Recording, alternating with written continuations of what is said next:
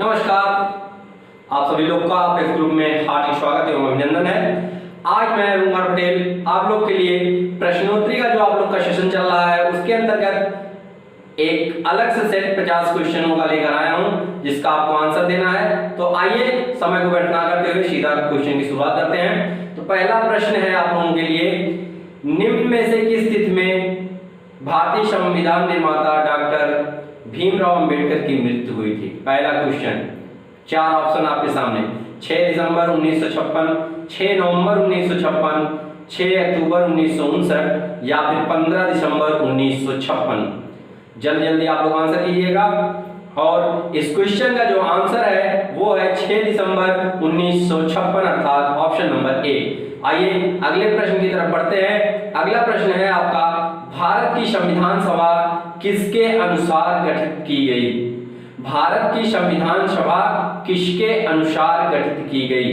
Number 1 cabinet mission के अनुरूप, Mountbatten योजना के अनुरूप, या फिर क्रिप्स प्रस्ताव के अकॉर्डिंग, या फिर साइमन आयोग का जो प्रस्ताव था उसके अनुसार गठित की गई।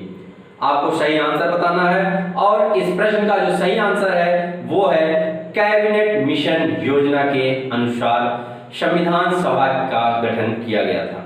अगला प्रश्न आप लोग के सामने जो आ रहा है वो है, संविधान सभा के उद्घाटन अधिवेशन की अध्यक्षता किसने की थी? संविधान सभा के उद्घाटन अधिवेशन की अध्यक्षता किसने की थी? A doctor Rajendra Prasad, B doctor B R Ambedkar, C आपका जवाहरलाल नेहरू, या फिर इनमें से कोई नहीं। इन चारों ऑप्शन में से आपको क्या लगता है कौन सा ऑप्शन सही है? जल्दी जल्दी आप लोग सही आंसर को बताइएगा।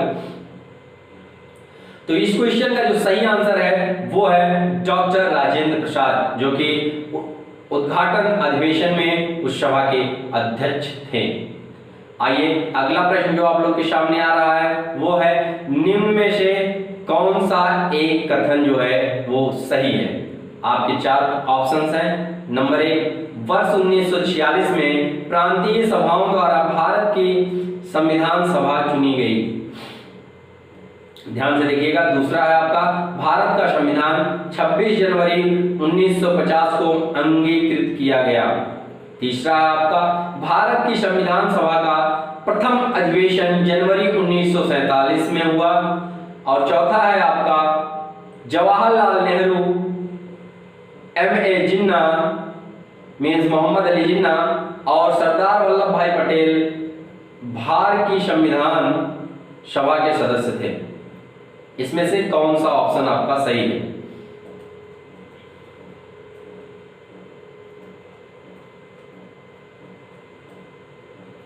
तो इस क्वेश्चन का जो सही आंसर है वो है वर्ष 1946 में प्रांतीय सभाओं द्वारा संविधान सभा चुनी गई।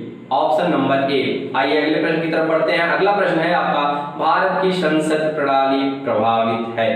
ये प्रश्न आपको पहले भी आपको कराया जा चुका है। प्रश्न ध्यान दीजिएगा। इस प्रश्न में भारत की संसदीय प्रणाली प्रभावित है। ए यूएसए से, बी इंग्लैंड से, सी जर्मनी से, या फिर डी आयरलैंड से। आपको बताना है कि कहां से भारत की संसदीय प्रणाली प्रभावित है।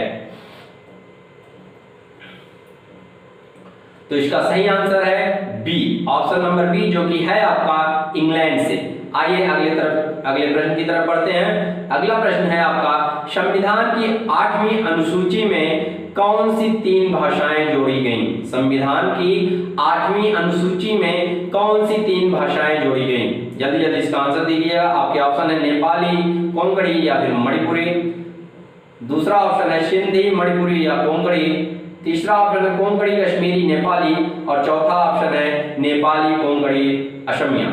कौन सा ऑप्शन इसमें से सही है? जल्दी जल्दी आप लोग आंसर दीजिएगा। तो इस क्वेश्चन का जो सही आंसर है वो है आपका 8वीं अनुसूची में आपकी 3 भाषाएं जोड़ी गई थी, जिसमें आपका है नेपाली, कोंकणी और मणिपुरी। आइए अगले प्रश्न की तरफ बढ़ते हैं। 7वां प्रश्न आप लोग के सामने जो आ रहा है वो है, धार्मिक स्वतंत्रता का अधिकार किस अनुच्छेद द्वारा दिया गया? बहुत ही आसान सा प्रश्न है। अनुच्छेद 25, अनुच्छेद 26, अनुच्छेद 31 या फिर अनुच्छेद 27।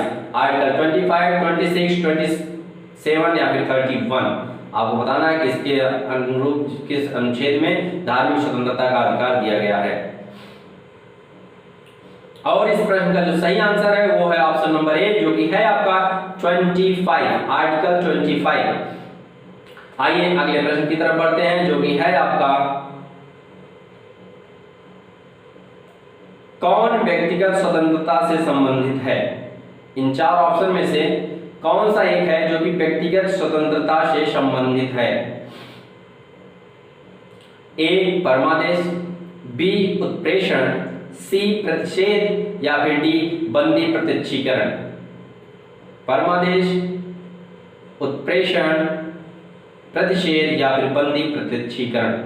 आपको सही ऑप्शन बताना है और इसका जो सही ऑप्शन है वो है ऑप्शन नंबर डी, जो कि है आपका बंदी प्रत्यक्षीकरण। आइए अगले प्रश्न की तरफ बढ़ते हैं, समय को नहीं वेस्ट करते हुए सीधा आपको आंसर की तरफ ले चलते हैं। मत देने का अधिकार होता है किसे। एक आर्थिक अधिकार, जो मत देने का अधिकार है वो क्या होता है, कैसा होता है। एक आर्थिक अधिकार होता है, एक नागरिक अधिकार होता है, एक राजनीतिक अधिकार होता है या फिर एक कानूनी अधिकार होता है। इन 4 ऑप्शन में से आपको बताना है कि वो कौन सा ऑप्शन जो इस पे सटीक सही है।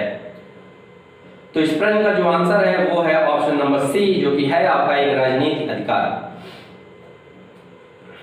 अगला जो प्रश्न है आपका वो है भारत के प्रत्येक नागरिक का कर्तव्य होगा प्राकृतिक पर्यावरण का संरक्षण एवं सुधार। उपरोक्त कथन भारतीय संविधान के किस अनुच्छेद में संदर्भित है।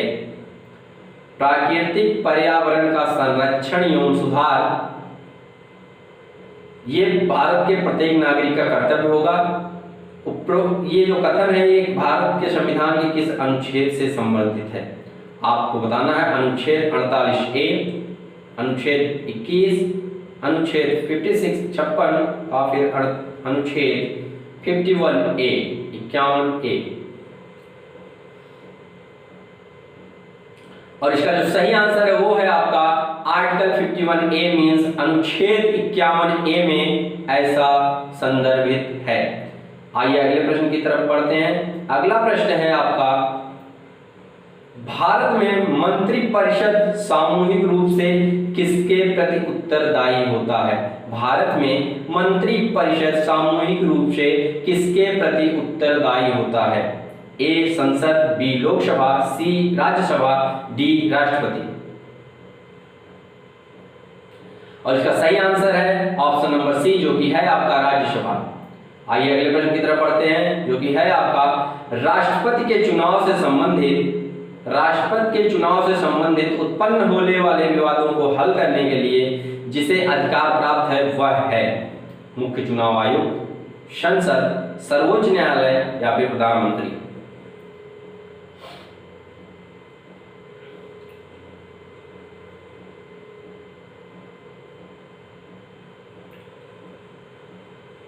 और इसका जो सही आंसर है वो है आपका ऑप्शन नंबर सी, जो कि है आपका सर्वोच्च न्यायालय।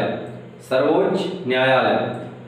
पिछले वाले क्वेश्चन का एक करेक्शन है, ध्यान दीजिएगा।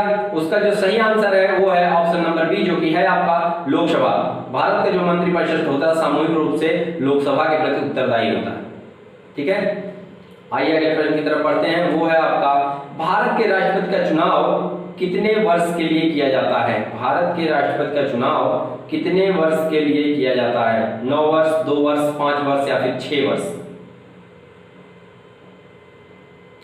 और इसका जो सही आंसर है वो है आपका ऑप्शन नंबर सी, जो कि है आपका 5 वर्ष।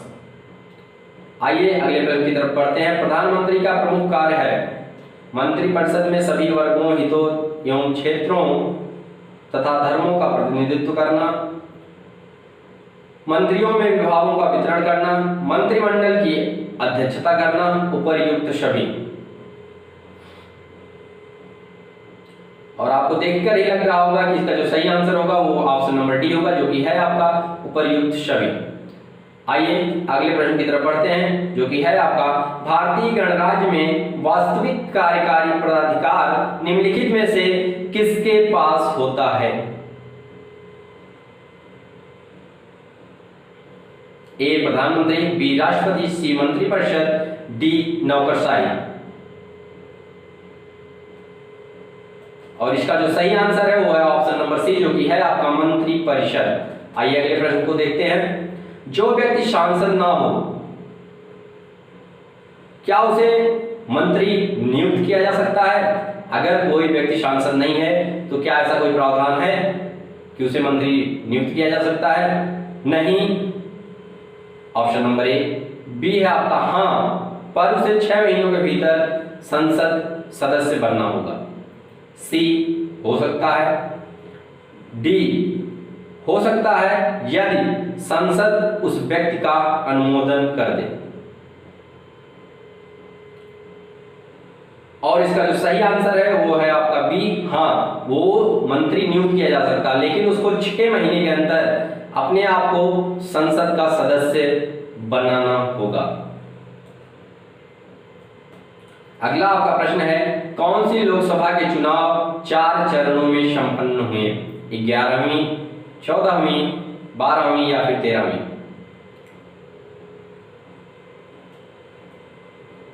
और इसका सही आंसर है ऑप्शन नंबर बी, जो कि है आपका 14वीं मींस 14th। अगला जो प्रश्न है आपका, स्पीकर और डिप्टी स्पीकर की अनुपस्थिति में लोकसभा की अध्यक्षता कौन करता है? ए राष्ट्रपति द्वारा नियुक्त लोकसभा सदस्य, बी मंत्रिपरिषद द्वारा चयनित लोकसभा सदस्य, सी लोकसभा का सर्वाधिक वरिष्ठ सदस्य या फिर डी राज्यसभा का सर्वाधिक वरिष्ठ सदस्य।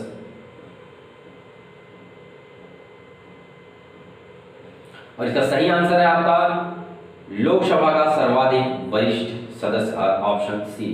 आइए अगले प्रश्न पे ध्यान देते हैं। सर्वोच्च न्यायालय के उस मंडल में जो सर्वोच्च न्यायालय में जजों की नियुक्ति की अनुशंसा से संबंधित है, में सर्वोच्च न्यायालय के मुख्य न्यायाधीश के अतिरिक्त कुछ अन्य वरिष्ठ न्यायाधीश होते हैं। ऐसे न्यायाधीश जो इस मंडल के सदस्य होते हैं की संख्या क्या है? ध्यान से एक बार प्रश्न को फिर से देखिएगा। सर्वोच्च न्यायालय के उस मंडल में जो सर्वोच्च न्यायालय के एक मंडल होगा, उस मंडल में जो सर्वोच्च न्यायालय है, उस न्यायालय में जजों की जो नियुक्ति की अनुशंसा होती है, उससे संबंधित जो न्यायालय के मुख्य न्यायाधीश या उसके अतिरिक्त कुछ वरिष्ठ न्यायाधीश होते हैं, ऐसे न्यायाधीशों का एक मंडल नियुक्त किया जाता है। ऐसे न्यायाधीशों की मंडल में जो है संख्या कितनी होती है? 4, 3, 5 या फिर 6? और इसका सही आंसर है आपका 4, जो कि है आपका ऑप्शन नंबर ए। आइए अगले प्रश्न पे पढ़ते हैं। वे विवाद जिनमें भारत सरकार तथा एक या एक से अधिक राज्य हों और एक या एक से अधिक राज्य दूसरी ओर हों, जिस क्षेत्राधिकार के अंतर्गत है वह है संवैधानिक भावना का सिद्धांत, विधायी क्षमता का सिद्धांत, पृथक्करणीयता का सिद्धांत या फिर संवैधानिक परिकल्पना का सिद्धांत। और इसका सही आंसर है ऑप्शन नंबर सी, जो कि है आपका पृथक्करण का सिद्धांत। अगला आपका प्रश्न है, उच्चतम न्यायालय के मुख्य न्यायाधीश की नियुक्ति में वरिष्ठतम न्यायाधीश की नियुक्ति की परंपरा का जिस प्रधानमंत्री के शासनकाल में सर्वप्रथम उल्लंघन किया गया था, वो है जवाहरलाल नेहरू का काल, श्रीमती इंदिरा गांधी का काल, लाल बहादुर शास्त्री का काल या फिर मोरारजी देसाई का काल। और इस प्रश्न का जो सही आंसर है वो है आपका option number B, Shrimati Indira Gandhi का काल। अगला प्रश्न है आपका, भारत में सर्वोच्च न्यायालय के न्यायाधीश के रूप में नियुक्त होने वाली पहली महिला हैं मीरा साहिब फातिमा बीबी, सरोजिनी नायडू, अमृत कौर या फिर विजय लक्ष्मी पंडित।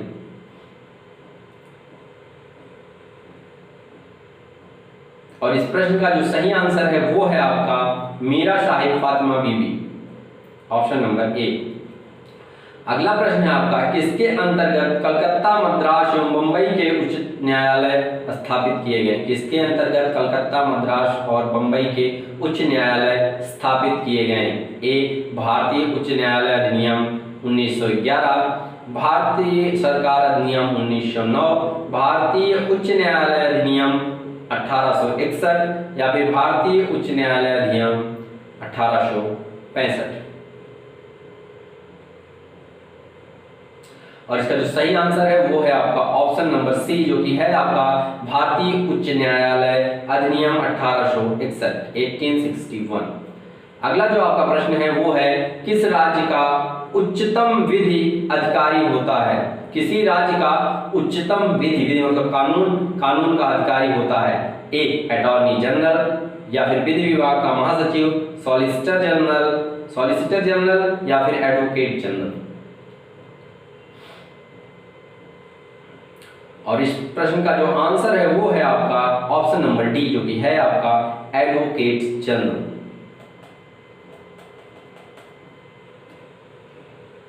अगला जो आपका प्रश्न है वो है भारतीय संसदीय प्रणाली के व्यवहार में सहिष्णुता के अभाव के लिए जो प्रमुख कारण रहा है वह है अलग संविधान, आपात स्थितियों में स्थिति की भिन्नता, संसद की सीमित शक्तियां या फिर उपर्युक्त सभी।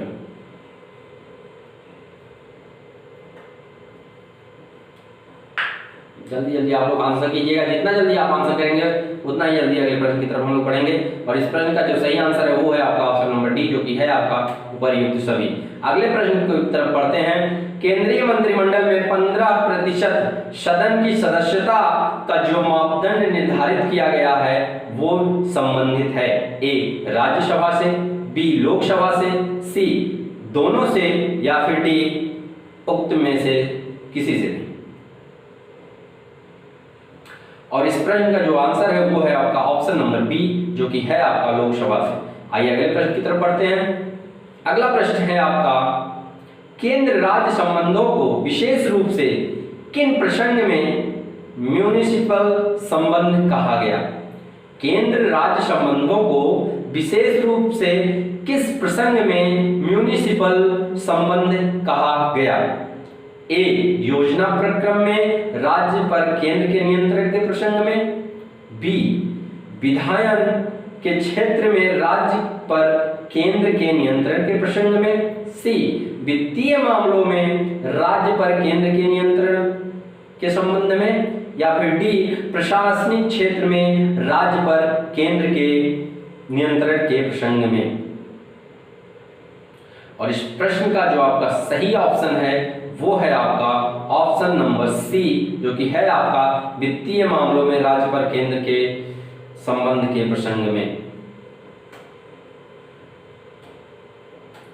अगला प्रश्न है आपका राष्ट्रपति की पूर्व सहमति से अपने राज्य में उच्च न्यायालय में प्रयोग होने वाली अन्य भाषा को प्राधिकृत किया जा सकता है? ए संसद, बी राज्यपाल या फिर राज्य विधानमंडल या फिर मुख्यमंत्री के द्वारा।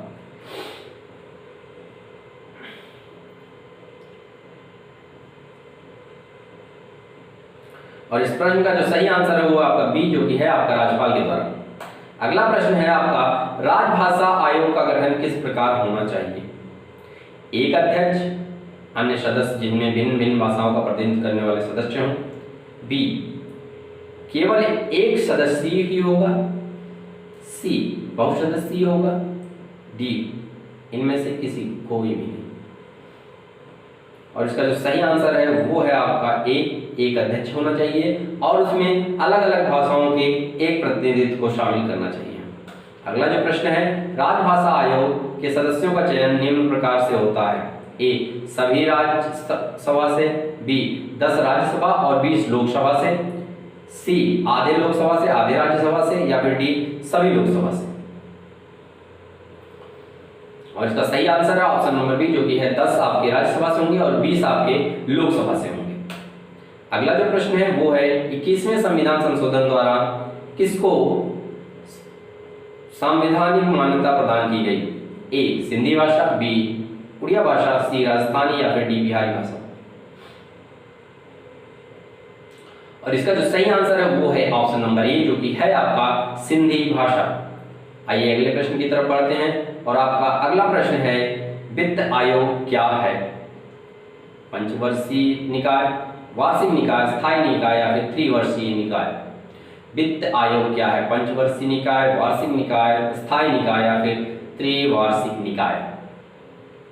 और इसका जो सही आंसर है वो है आपका ऑप्शन नंबर ए, जो कि है आपका पंचवर्षीय निकाय। अगले प्रश्न की तरफ बढ़ते हैं, जो कि है आपका संकटकालीन स्थिति में घोषणा होने पर निम्न संस्थाएं राज्य विधानमंडल के अधिकारों में हस्तक्षेप कर सकती हैं। ए संसद, बी राष्ट्रपति, सी उपयुक्त दोनों या फिर इनमें से कोई नहीं। और इसका सही आंसर है आपका उपयुक्त दोनों। कहने का मतलब संसद और राष्ट्रपति दोनों हस्तक्षेप कर सकते हैं। अगला आपका प्रश्न है, मोटे रूप से विधानसभा का प्रशासन वित्त एवं अन्य मामलों में अधिकार, कार्य क्षेत्र, कार्यशैली किसके समान है? ए लोकसभा, बी स्वायत्त शासी संस्थाएं या फिर राज्यसभा या फिर इनमें से कोई नहीं।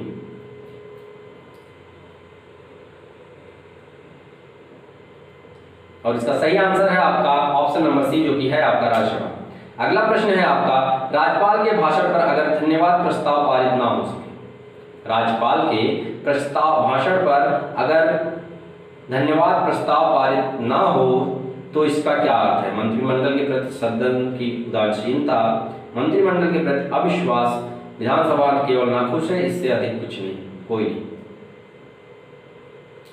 और इसका जो सही आंसर है वो है आपका ऑप्शन नंबर बी, मंत्रिमंडल के प्रति अविश्वास। अगला आपका प्रश्न है,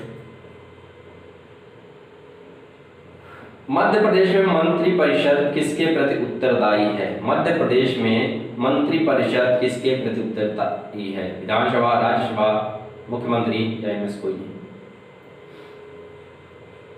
और इसका सही आंसर है ऑप्शन नंबर ए, जो कि है आपका विधानसभा के प्रति उत्तरदायी है। अगला प्रश्न है आपका, राज्यपाल किसके प्रति उत्तरदायी होता है? ए प्रधानमंत्री के प्रति, बी मुख्यमंत्री के प्रति, सी विधानसभा या डी राष्ट्रपति। राज्यपाल किसके प्रति उत्तरदायी होता है? और बहुत ही सीधा सा संपर्क है, राज्यपाल का संपर्क सीधा राष्ट्रपति, राष्ट्रपति मीन्स ऑप्शन नंबर डी। इसका मतलब क्या हो गया? राज्यपाल राष्ट्रपति को प्रति उत्तरदायी होगा। अगला प्रश्न आइए देखते हैं, एक राज्य के राज्यपाल को उसके पद से किसी भी समय हटाया जा सकता है। ए संबंधित राज्य की विधानसभा के प्रस्ताव द्वारा, बी भारत के सर्वोच्च न्यायालय द्वारा, सी भारत के राष्ट्रपति द्वारा, डी लोकसभा के प्रस्ताव द्वारा। और इसका सही आंसर है आपका ऑप्शन नंबर डी, जो कि है आपका लोकसभा के प्रस्ताव द्वारा। अगला आपका प्रश्न है, जम्मू कश्मीर के राज्यपाल को कौन नियुक्त करता है? JNK जम्मू एंड कश्मीर के राज्यपाल को कौन नियुक्त करता है? ए प्रधानमंत्री, बी मुख्य न्यायाधीश, सी भारत का राष्ट्रपति या फिर डी राज्य का मुख्यमंत्री। और इसका सही आंसर है आपका ऑप्शन नंबर सी, जो कि है भारत का राष्ट्रपति। अगला प्रश्न है आपका, निम्नलिखित राज्यों में से कहां विधान परिषद है? महाराष्ट्र, उत्तरांचल, हिमाचल प्रदेश या फिर पश्चिम बंगाल।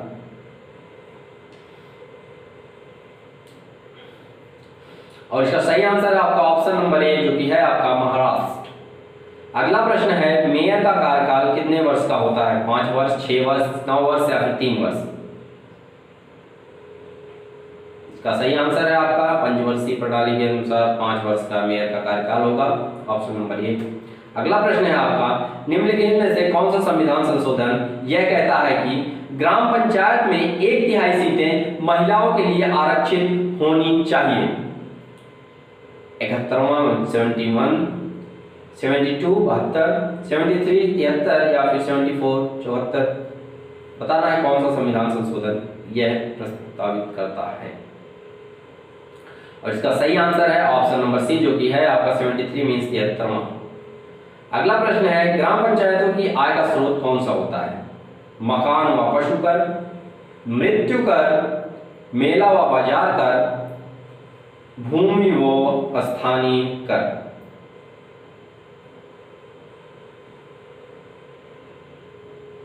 इसका सही आंसर है आपका मेला व बाजार कर। अगला जो आपका प्रश्न है वो है, संविधान का निर्माण कार्य कब संपन्न हुआ? ए 23 जनवरी 1950, 10 अप्रैल 1955, 15 अगस्त 1951 या फिर इनमें से कोई नहीं।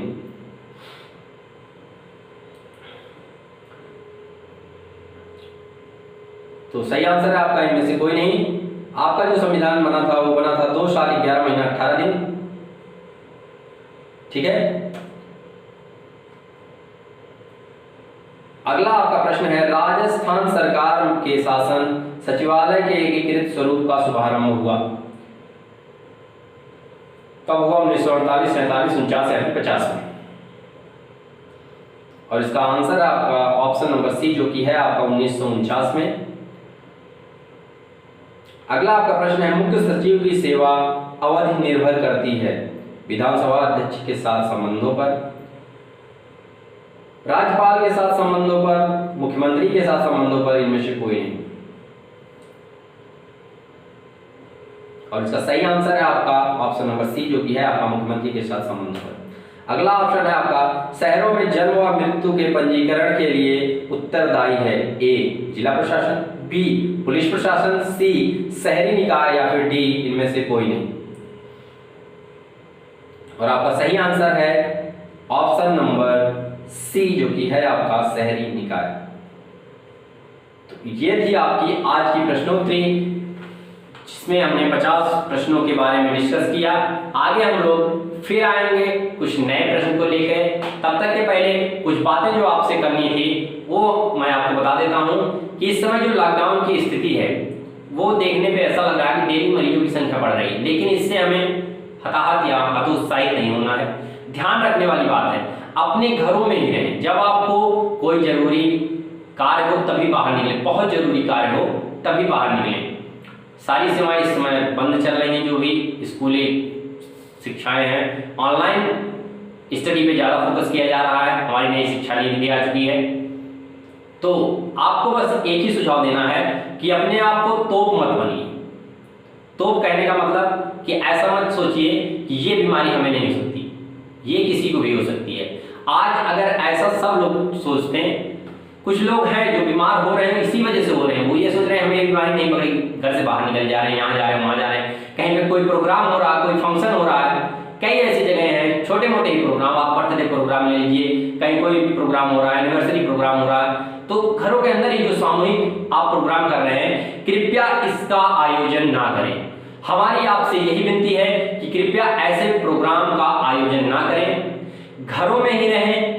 अपने परिवार में भी एक सोशल डिस्टेंसिंग का समाज बनाइए, सामाजिक व्यवस्था ऐसी बनाइए कि सोशल डिस्टेंसिंग आपकी जीवन भर बनी रहे। ऐसी एक सामाजिक व्यवस्था बनाइए कि एक दूसरे से कम 3 फीट की दूरी रहे। किसी भी प्रोग्राम में ना जाइए, बहुत ही जरूरी है तो जाइए, ऑनलाइन प्रोग्राम कीजिए, कोई दिक्कत नहीं है, लेकिन कहीं पे भीड़ इकट्ठा ना कीजिए। भीड़ इकट्ठा करने से क्या होगा, अगर एक भी व्यक्ति को वहां पे कोरोना पॉजिटिव आता है तो सारे लोगों को उसके दायरे में लिया जाएगा, सब परेशान होंगे, कुछ और लोगों को भी एक कोरोना फैल सकता है। तो जो मैं आपको बता रहा हूं, इस बात को बहुत ही विशेष रूप से ध्यान दीजिएगा। अपने आप को ज्यादा 30 मार खा नहीं समझना। जब अमेरिका यार इतना डेवलप्ड कंट्री जो था वो इसकी मार सह रहा है इस समय, तो हम कहाँ? अभी जो वैक्सीनेशन है उस पर ट्रायल हो रहे हैं, ह्यूमन ट्रायल शुरू हो चुके हैं, भारत में भी जैसा आप लोग जान रहे होंगे ह्यूमन ट्रायल शुरू हो चुके हैं। तो कृपया जब तक इसका कोई वैक्सीनेशन नहीं आता है तब तक आप घरों में ही रहें, सोशल डिस्टेंसिंग के साथ मास्क जरूर लगाएं, कि नहीं कि हम थोड़ी ही दूर जा रहे हैं तो मास्क क्या लेके जाएं, हेलमेट क्या लेके जाएं गाड़ी पे, तो ऐसा नहीं होना चाहिए। सार्वजनिक स्थलों पे भीड़ इकट्ठा ना करें, अपने घरों में भी दूरी बनाए रखें। गांव में भी ऐसा होता है कि कई जगह दोस्त यार मिलकर चल दिए कई लोग, तो ऐसा ना करें। एक सोशल डिस्टेंसिंग को मेंटेन करते हुए चले, मास्क लगाए रहें। मास्क नहीं है आपके पास, गमछा होगा आपके पास, उसकी 3 लेयर की परत बनाइए, मुंह को उससे ढकिए और फिर आप लोग बाहर निकलिए। बाहर भी इतना ही निकले जितना जरूरी है, कोई जरूरी नहीं कि आप बाहर निकल रहे हैं। बिना फालतू का प्रोग्राम किए जा रहे हैं। अरे प्रोग्राम करने का क्या मान इस समय, जब महामारी का ये दौर चल रहा, आपको पता है कि महामारी का ये दौर है, तो इस समय प्रोग्राम करने का कोई औचित्य नहीं बनता है। और ये मैं आपको टोटली पूर्णतः प्रतिबंधित करने के लिए बात कर रहा हूं। एक दो व्यक्तियों के लिए नहीं, सभी के लिए बात है कि कोई भी प्रोग्राम ऑर्गेनाइज या फिर आयोजन ना करें। ऐसा करने से आप अपने जीवन को तो संकट में डाल ही रहे हैं, साथ में अपने साथ के जो व्यक्ति हैं उनके भी जीवन को संकट में डाल रहे हैं। तो ये जो कोरोना महामारी है, जल्द ही इसकी वैक्सीनेशन तैयार होगी। वैक्सीन जब तक आती है तब तक तो कम से कम आप लोग घरों में रहिए, कोई आयोजन नहीं कीजिए, कोई भीड़ नहीं एकत्र कीजिए। तब तक के लिए बस ऑनलाइन स्टडी पे फोकस कीजिए बच्चों को। आपके साथ हम ऐसे ही जुड़े रहेंगे। तब तक के लिए हमें दीजिए इजाजत, फिर से आप लोगों से मुलाकात होगी। धन्यवाद।